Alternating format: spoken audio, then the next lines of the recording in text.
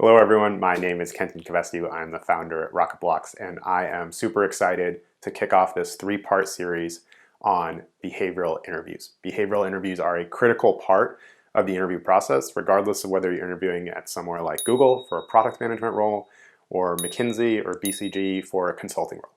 So this series is going to focus on three critical parts of getting ready for those behavioral interviews. The first that we're going to talk about today is selecting the right stories to share. You want to make sure when you start answering these questions that you're sharing your career highlights, your best stories. So that's what we're going to focus on today. And then part two is going to be focused on how do you structure those stories so that when you share them, they really hit with impact and make a really good, positive impression on your interviewer. And then the third part of the series is going to be focused on how you can frame and reframe those stories so that you can get as much mileage as possible out of a handful of really, really good stories and leverage them regardless of which sort of questions get thrown at you. So those are the three parts of the series. Today we're going to focus on selecting the best stories. So let's go ahead and jump in.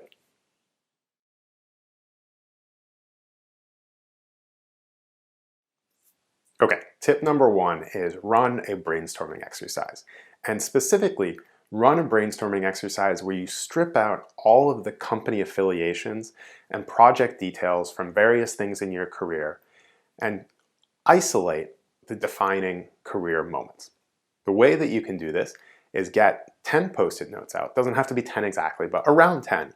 And on those post-it notes, in very, very simple language, write out for your 10 top career highlights, I did X and achieved Y results. Don't put any of the company affiliations on there, any of the other project details. You just want to focus as much as possible on the raw content of your actions and what results they achieved. And then once you've got that, review those 10 post-it notes and try and stack rank them on which is the most impressive. Which of those post-it notes is the most intriguing? Do you want to hear more about what you did, how you actually accomplished that, how you got those results? That's going to help you find those key stories where your actions are really indicative of the skills and talents you bring to the table. Now, it may be a little hard to do that because even in, if you've got these simple post-it notes with simple language on them, in the back of your mind, you know the company affiliations and the project affiliations that are associated with those. So it may be hard to be objective. If that is the case, take those post-it notes and show them to a friend that doesn't know all of that and say, hey, if you heard, or if you saw these 10 post-it notes, which of these are the most intriguing? Which do you think is the most impressive? Which do you want to hear more about? What are the top three in your mind? And that will be a really good filter for finding the right stories to focus on. Okay, so now that we've talked about how to generate a list of stories, let's actually do a comparison and look at one story versus the other and try and understand which is better and why. So let's jump in and do that next.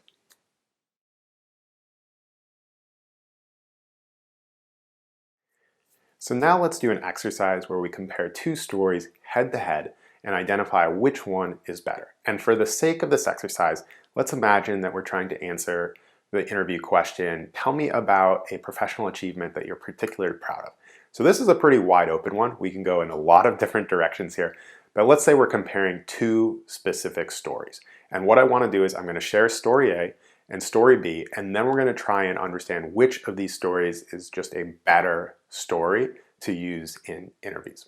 Okay, so story A is I was part of a team at Google that was working on the AdWords 3.0 redesign. AdWords is the key money-making product for Google that powers all of its advertising revenues. And the team was looking to completely redesign the user interface because it had become a little dated over the years and was getting really, really hard to use. AdWords is a product that at the time made over $20 billion in revenue, so massive product with huge revenue potential.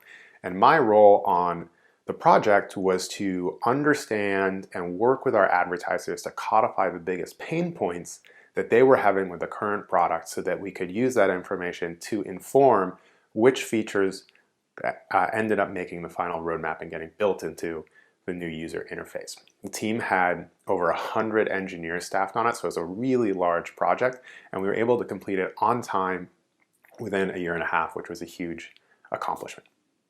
Okay, so that's story A. So remember that story, consider it. Now let me share story B. So story B is from summer a couple years ago when I was working as a Cutco rep selling knives door to door. This is kitchen cutlery that I'm talking about. I was able to sell $50,000 worth of knives over a 6-week period. And I did that by conducting 125 sales presentations, which were about 45 minutes each. And I ended up selling on 96% of those sales presentations. Because of that work, I was invited at the end of the summer to join a conference for some of the top national sales reps of Cutco. Okay, so that's story B. So we've got these two stories, story A, story B, very different types of work, very different scenarios. And what I want you to do before we go to the next section is think about which of these stories do you think is better to share in an interview scenario. And not only which story is better to share, but try and indicate what particular qualities or traits of it make it a better story to share. And then we're going to go ahead and dissect that in the next section.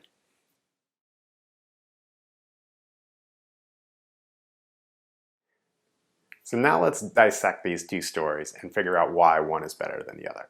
And if you chose B, congratulations, you picked the right story.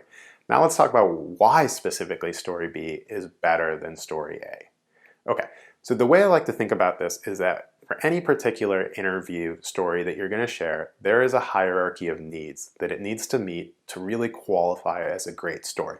It's sort of like Maslow's hierarchy of needs for humans. And if you're not familiar with this, I recommend checking out the link that I put below so you can read up on this concept. But the basic idea is that all humans have a series of needs. And you can think about it like a pyramid where the baseline stuff, the base of the pyramid that all humans need this, is things like, food, water, physiological things that they need to live.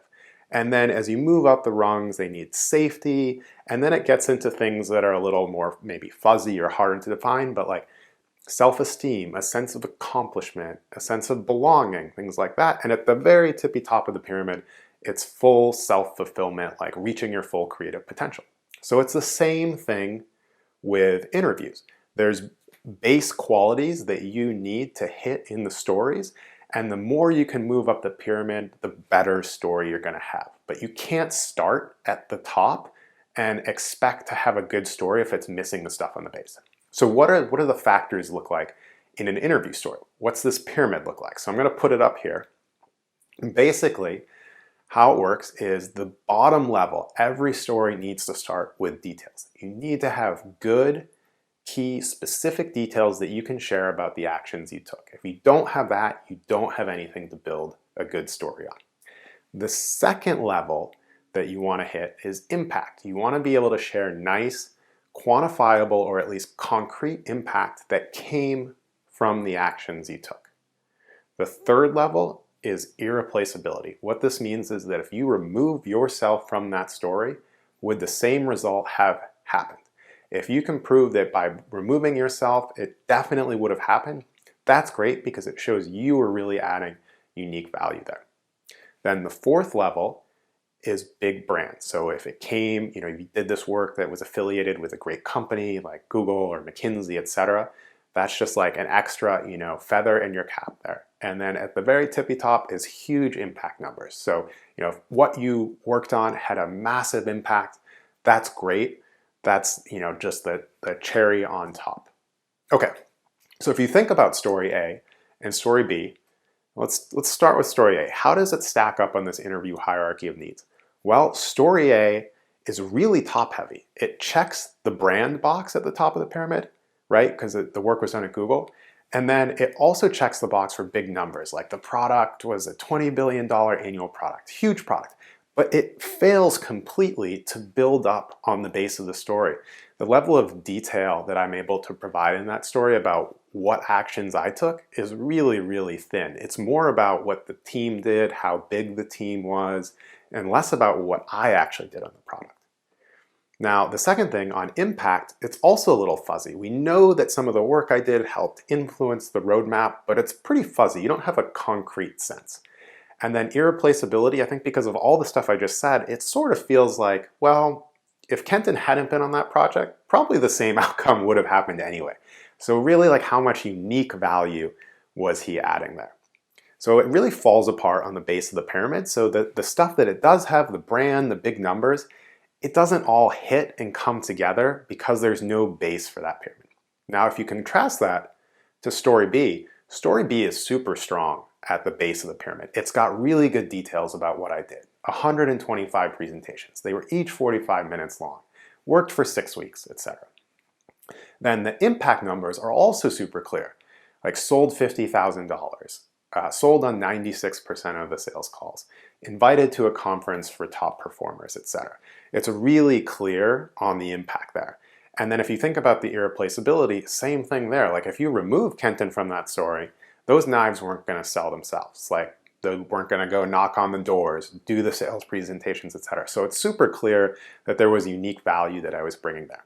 Now at the very tippy top of the pyramid, story B isn't great. Cutco isn't a great brand. The numbers aren't particularly that big. $50,000 is, a drop in a bucket, even for a small or medium-sized company. So it doesn't quite check every single box, but because it's got such a strong base, comparing it to story A, it does a much better job, and in this case would be a much better story to share with, given the set of details that we know about both story A and story B.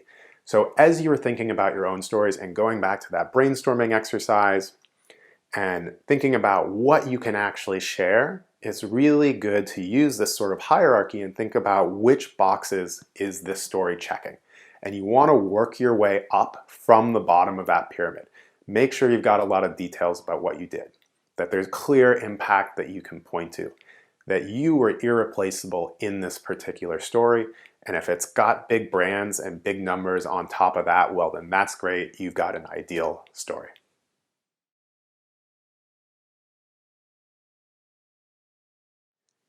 Okay, so that wraps up part one on identifying and selecting the right stories to share in your interviews. In part two, we're going to cover structuring those stories so they really hit with impact. And in part three, we'll talk about framing and reframing your stories so that you can leverage your best stories across a whole ton of different behavioral interview questions. If you're preparing for behavioral interviews now, I'd also strongly recommend you check out our behavioral interview prep module. It's brand new. I'm going to put the link down below, and it helps you go through these three topics that we're talking about: selecting the right stories, practice getting really good at those stories and structuring them, and then reframing them so you can leverage those same stories over and over again. So thanks again for watching. If you're not a subscriber yet already, please do subscribe. We've got a ton of good content coming out on a regular basis. You can hit the big red button below. And thanks again for watching. We'll see you next time.